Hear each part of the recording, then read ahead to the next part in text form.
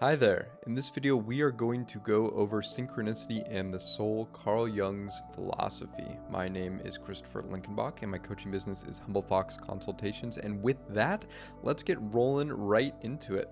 So I grabbed from a couple of different sources this time, mainly synchronicity, an acausal connecting principle, which is C.G. Jung's just analysis of synchronicity, and that actually comes from volume 8 of the collected works of C.G. Jung. So this is like the bigger overall textbook, and then this specific part is within this textbook. I also wanted to give a huge shout out to my professor at Pacific Graduate Institute, Dr. Ifat Peled, because she has absolutely helped me to understand a lot more about synchronicity, and a lot of these concepts come from her. So I just wanted to give a huge shout out there as well.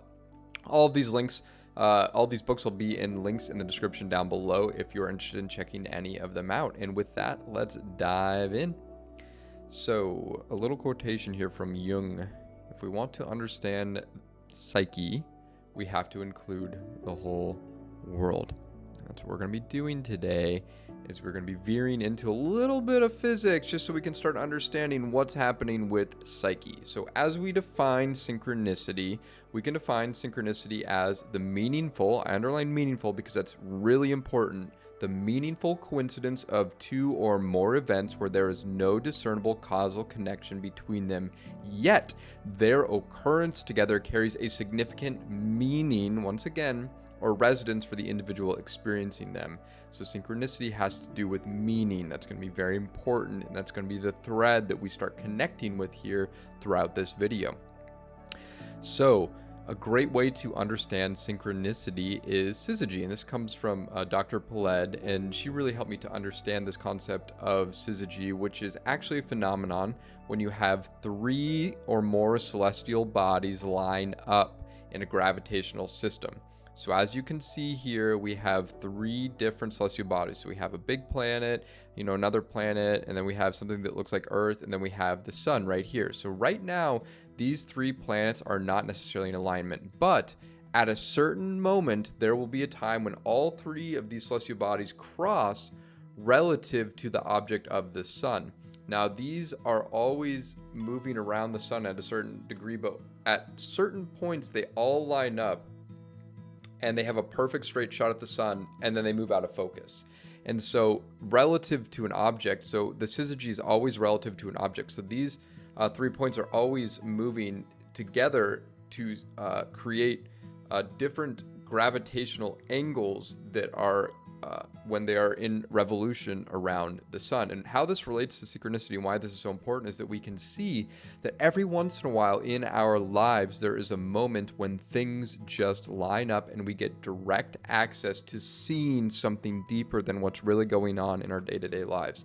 But just for a moment, just as those gravitational bodies connect, the celestial bodies connect, and then move past each other, and then the door closes again. But every once in a while, we get a gaping look into soul, into the depths of the mind, only for it to close back up again. And so I think this is a great way to sort of create a metaphor or a visual representation of what synchronicity is. So this is what Jung wrote about synchronicity. And the main takeaway here, we'll get into in a second, is that it is an acausal principle, meaning that there is no cause and effect relationship with synchronicity.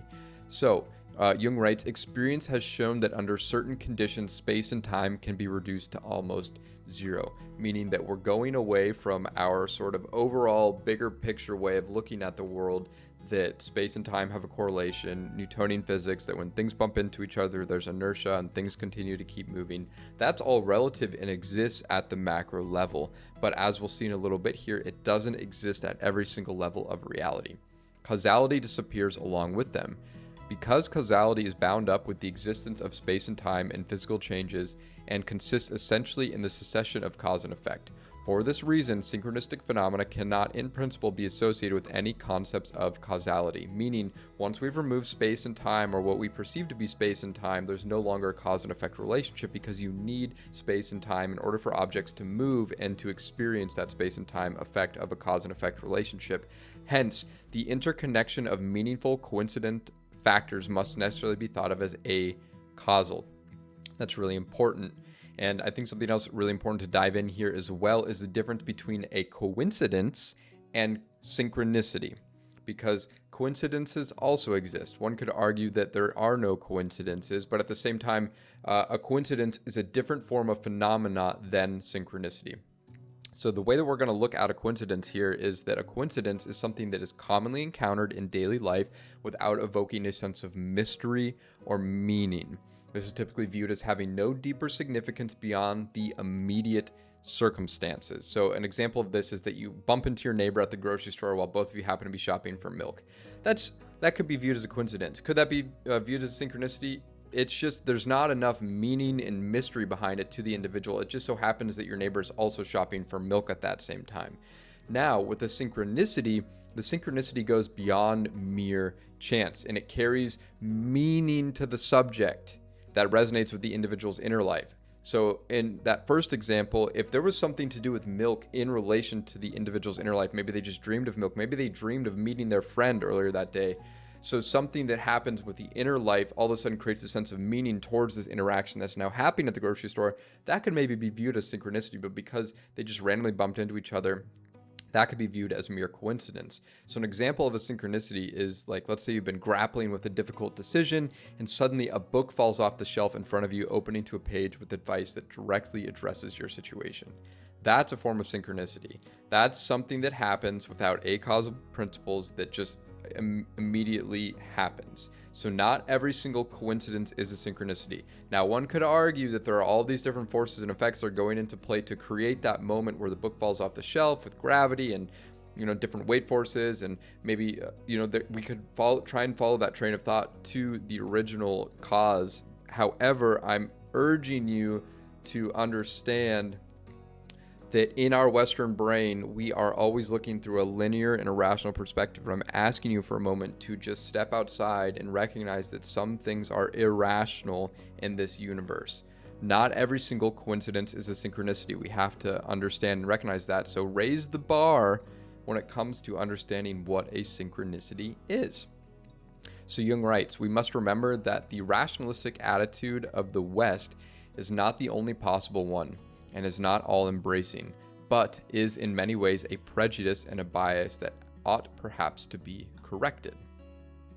So as we can see at the macro level of reality, this is Newtonian physics, that we have a cause and effect relationship. This causes an effect, causes a cause, causes an effect. So there's this cause and effect relationship. If I were to push a ball, the cause and effect relationship would be that I caused it, and the effect being that the ball was pushed and starts rolling. So there's a cause and effect relationship at the macro level of reality. But if we go to the micro level of reality, we can see that an effect can just appear at the micro level. So we're talking here now quantum physics, where we start dealing with paradoxes. We start dealing with a non-linear or rational form of reality, that at the larger and macro scales of reality, there is a linear cause and effect relationship and a cadence to how things occur. But when we go into the quantum or the micro level, we recognize that things are not always as they seem. For instance, a particle and a wave can be the exact same thing at the exact same time. And doing certain equations, we'll see in a moment that using certain theories, we have to take in consideration that it is a particle, and we have to also take into consideration that it can be a wave at the exact same time. And our linear brain cannot understand in that same way how things could be two different things at once, because we're working out of the thinking mind into the irrational, into the unconscious. So Einstein actually wrote on this that every particle or quantum entity may be described as either a particle or a wave. It seems as though we must use sometimes the one theory and sometimes the other, while at times we may use either. We are faced with a new kind of difficulty. We have two contradictory pictures of reality. Separately, neither of them fully explains the phenomenon of light, but together they do. So we need to understand that both the macro and the micro exist paradoxically at the exact same time. And what this also means is that we can have at moments a acausal principle, a synchronicity that just originates right out of the field, coming from wave to particle, that every once in a while the quantum reality rears its head and affects the macro level in a way that we can see it. And so that's what I'm essentially getting at. The point is what we're talking about here with synchronicity. So if we see down here, this is the Big Bang. This is the origin of the universe. This is the very beginning where everything is one. And now we're dealing with quantum entanglement, that when everything is one, all of a sudden we have separation, but things become entangled. And when something becomes entangled with another thing, that when something affects one thing, it will always affect the other thing. So when two particles become entangled, which happened because we were all entangled at one point during the Big Bang, that over time when things start to separate, they still have an effect on other things in this universe, because these quantum events happen outside of our time and space continuum. So this means that everything that has been affected and affects each other out here is effective to everything else that's going on, because at some point we were all tangled quantumly. So that means that large physical systems are not independent objects as we see them. We see these planets in our head as separate individual objects, yet we are all coming from this same oneness. And this is what synchronicity is every once in a while we have a view back into the source of where we came. So out here we have a cause and effect relationship of what we see, but paradoxically, the synchronicity, the quantum field, still exists at the same time. So once again, what is a synchronicity?